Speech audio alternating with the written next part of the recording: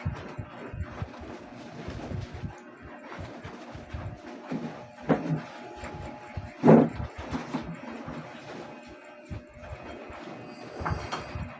guys, magandang tanghali. Ngayon kain tayo. Ngayon ang aming ulam ito. Mayroon muna kaming dessert, suwa ito, saging. Ang aming ulam,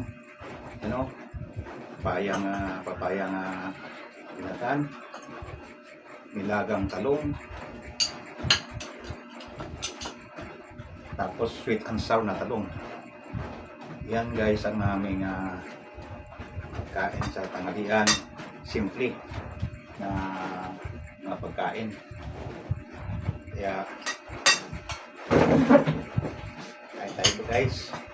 Bago mag-umpisa kami sa pagkain, ito muna ang dessert namin ang kakainin. Kailangan ito, ang dessert kailangan una, hindi yung pagkatapos kumain saka mag-dessert, mali yun. Ang kailangan pag kumain, unahin mo ng dessert, mga ganito, mga prutas, bago kumain ng regular pagkain o dessert.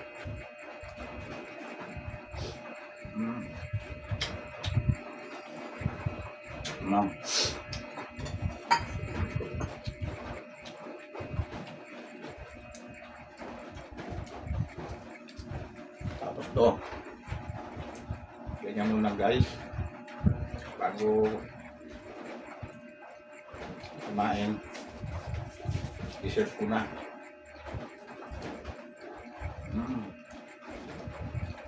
Ano pa dito kasi simple ang aming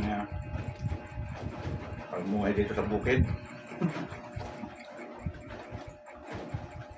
Simple na mga ulam pero pangkalikasan guys.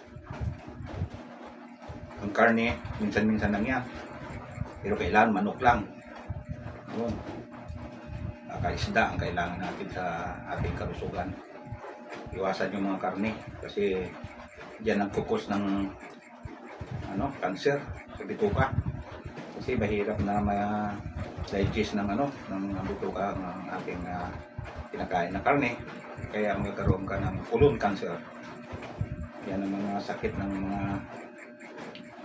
Amerikano, colon cancer, kasi puro sila karne. Ito naman hindi ka ngayon magkaroon ng cancer dito kasi bakit? Itong pangkalikasan biblical ito maging malusog ka. Ano si Mrs. Yan. 65 years old si Mrs. Pagdating ng March, instakto 60.